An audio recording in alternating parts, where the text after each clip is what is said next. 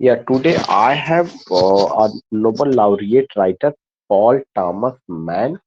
He was born on 1875, died on 1955. He was a German novelist, short story writer, social critic, got Nobel Prize in Literature in 1929. His highly symbolic and ironic epic novels and novellas are noted for their insight into the psychology. Except it, there are some important writers as Johann Wolfgang von Goethe, Friedrich Nietzsche, Arthur Schopenhauer. They influenced these writers. So what we have today we have Paul Thomas Mann. He was born on 1875, died in 1955. Again the same thing 6 जून 1875 को उनका जन्म हुआ है। कहाँ पे? Germany में 12 अगस्त 1955 को 80 साल की उम्र में स्विट्जरलैंड में उनका डेथ हुआ है।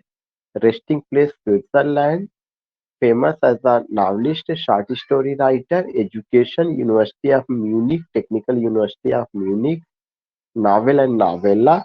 इंपॉर्टेंट वर्क क्या होता था? Buddenbrooks, the magic mountain, death in Venice, Joseph and his brothers, doctor Faustus. Notable awards: Nobel Prize in Literature in 1929, Goethe Prize 1949. These things is second sheet का रहा है। Man about we come to know about his family. उनकी family का भी जिक्र जो है किया गया है। कहाँ पे? उनके नावल वुडन ब्रूक्स में, जो काफी फेमस है, उनका पहला नावल था। इसके अलावा वी कम टू नो कि वो जो है during second world war, first world war, second world war के समय ही left Germany and just gone Switzerland. तो वहां पे जाने के बाद उन्होंने लिखा, ऐसे राइटर जो जर्मनी को छोड़ करके स्विट्जरलैंड में या किसी भी पार्ट में यूरोप में जाके सेटल हुए, लिखे, उनके वर्क को क्या कहा गया? Exile literature German. और इसका क्या मतलब है? Literature written in exile by those who oppose the Hitler regime. कि ये जो है लिटरेचर उनके द्वारा है जिन्होंने क्या किया था, लिखा था, कब जा करके आ, जर्मनी से भाग करके, या जर्मनी से जब सेकेंड वर्ल्ड वॉर चल रहा था तो जर्मनी से वो बाहर जा करके उन्होंने लिखा था उस लिटरेचर को। Exile literature German, literature written in exile by those who oppose the Hitler regime. And इसका डिफिनेशन भी दिया जा रहा है। जर्मन एक्सी लिटरेचर क्या है? German exil literature is the name of works of German literature written in German diaspora by refuge। जो Nazi Germany, Nazi Austria, उसको लेकर के ये बातें रही।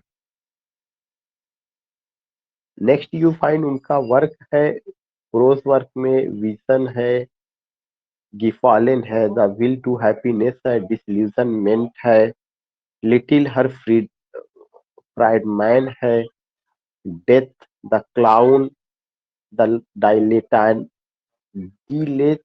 dilettante, Tobias, the wardrobe, the road to the churchyard, the hungry, the child prodigy, a gleam at the prophets, a weary hour, railway accident.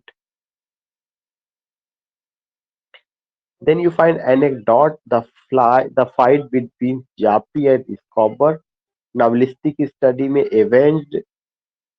Then you find novels, यहाँ से important work ज्यादा। 1901 में उनका बर्डन ब्रूक्स आया था, 1909 में royal highness आया, 1924 में द मैजिक माउंटेन आया, 1939 में लॉटे इन वेमर आया, 1947 में डॉक्टर फास्टर। ये चार आपको कवर करने हैं, पांच।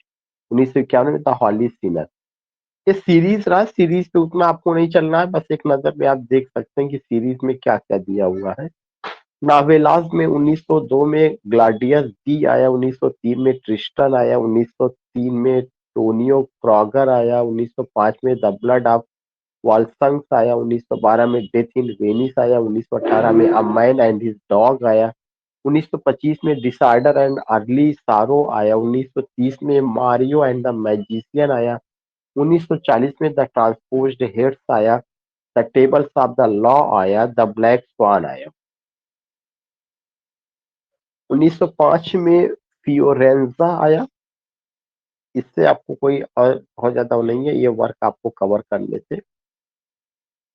मिससेलेनियस में the coming victory of democracy 1938 में उनका रहा, 1947 में लिसन जर्मनी, ये दो कवर करना है।